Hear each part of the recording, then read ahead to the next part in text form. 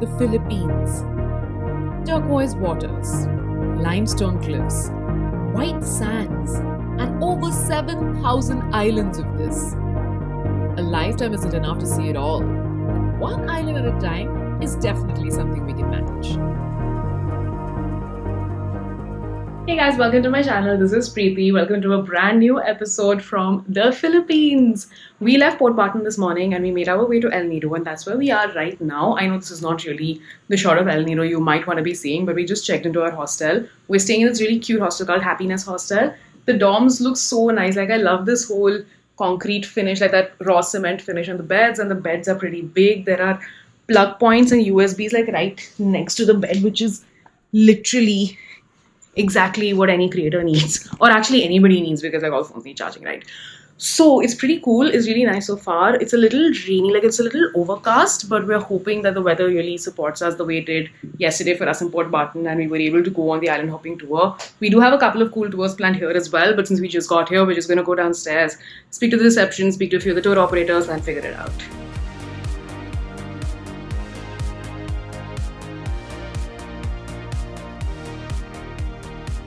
So one thing you will notice when you come to El Nido is the number of cafes, the number of tour shops, and the number of massage centers, and both Anki and I are like, oh my god, jackpot. So we're basically speaking to like people right now. We're trying to book a tour for tomorrow, and at the same time we're also seeing so many massage places that we're getting very tempted, and we've gone ahead and booked massages at two places, one for tomorrow and one for today. So this is turning out to be more like a very I think it's a good mix of active and relaxing, which is probably how this thing should be. So yeah, we're gonna go for a massage later today.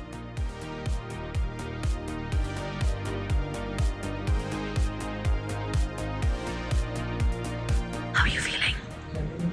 Excited. Nothing excites me more than that. Good massage. 2 hours. I think we just experienced 2 hours of I don't even know what. Like, both of us had these crazy knots in our back, and we had this pain in our legs and our feet that we didn't even realize until they started really kneading it out of us, and those hot stones felt. I think 2 hours were just so good. And in case you're wondering, yeah, we did end up booking our tour with the hostel itself. The day ended really peacefully, and we were excited for the next one.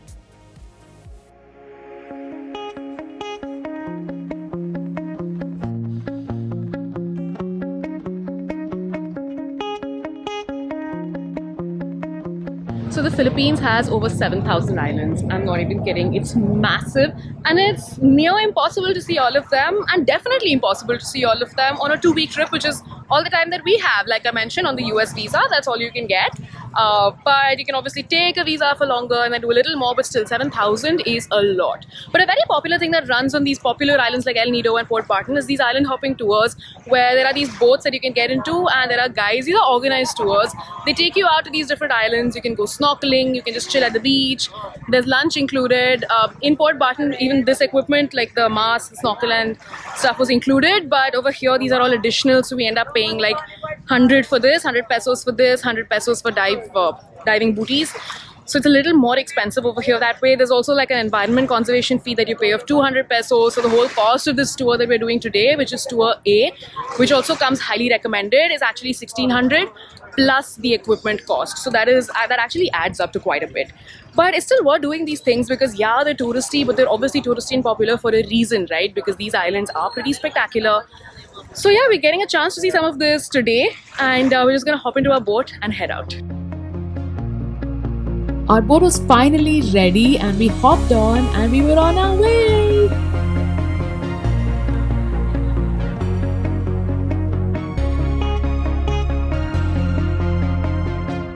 So we're at our first stop, which is the big lagoon. It's basically a spot where you can go kayaking and get onto the beach and explore a little, take some photos, just see what the whole area is like. It's surrounded by limestone cliffs, which you're going to get down and see. It's actually really pretty, but also because these tours are so popular, there are like a bunch of boats that have Tour A visitors on them, so it's pretty crowded as well. Again, really glad that we're here in off-season.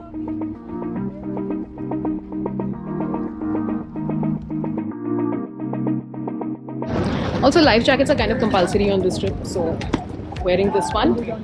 And we just found out that this was not included in the tour price. So like a small tandem kayak is for 300 pesos. And if you want a big kayak, that is for 350. The big kayak can basically house like 4 people. There's one over there. But Anki and I are taking a small one.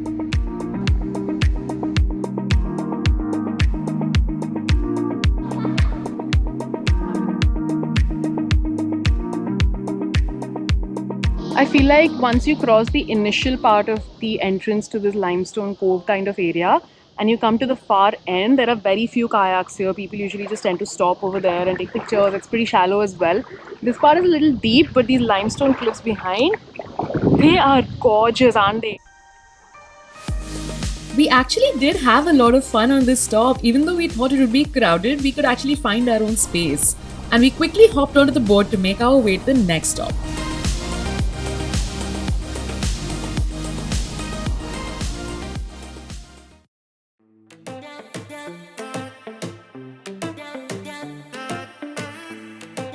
I think it's ironic how some places have the name secret, whatever, secret beach, secret something, secret lagoon. We're at secret lagoon, but it's really not a secret because every tour boat stops over here. It's also a pretty choppy swim to get in from the boat. That's why I'd given my GoPro to the tour guide and he had it. But you need to be a good swimmer to get here. Yeah, not a secret anymore, but the pictures look amazing. So we're actually pretty excited to see what it looks like.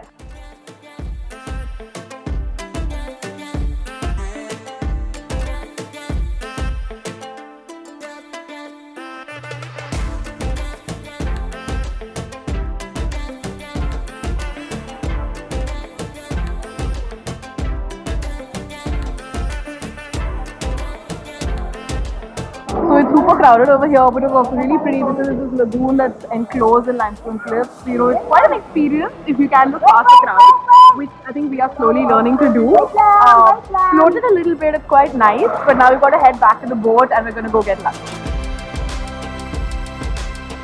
So we've come to a third stop for lunch, and it's basically like this tiny sandy alcove as part of an island, and I feel like this island is meant for this purpose because there are all the Tour A boats over here with their little sandy alcove setting up for lunch. We're going to have lunch in about 15 minutes, so we have some time to just chill over here, spend some time on the island, go swimming if we want.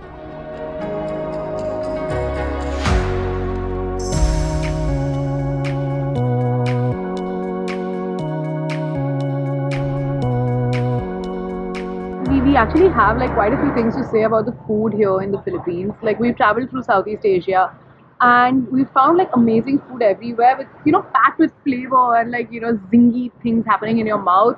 But over here, we just feel like we need to carry a bottle of hot sauce with us, maybe some salt, maybe some lemon.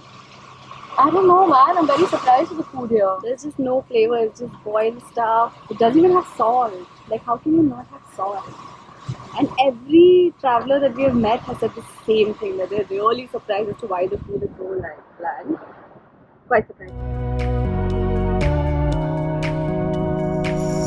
So we've come to the spot for snorkeling. We're only allowed to snorkel in the water because that's a private beach and we're not allowed to go there. So we're just going to get our masks on, get our snorkels on and then head right into the water.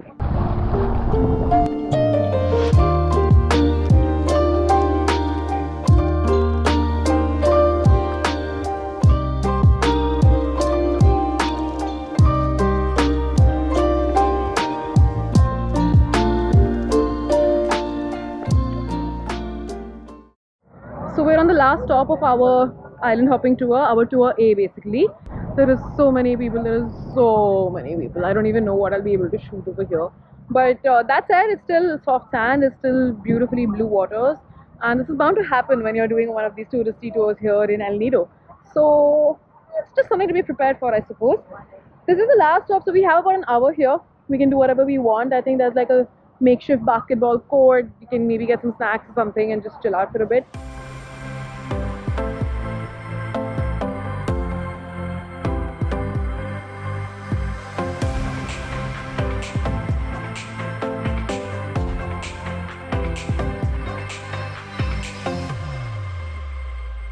So we're with some of the people from our tour and they've brought some food along with them and they very kindly agreed to share it with us, and they've brought some very local snacks. This is a biko that she's made on her own at home and it is so good. It's made with glutinous rice and it is so good. Like, don't know how to explain it. There's some coconut as well, mildly sweet, and that texture is just. And her friends made this banana walnut cake, I think. Banana walnut or Banana cake? Yes, banana. Banana walnut cake. I'm obsessed. I'm obsessed. I can't stop. Almond. Okay, So good. Mm.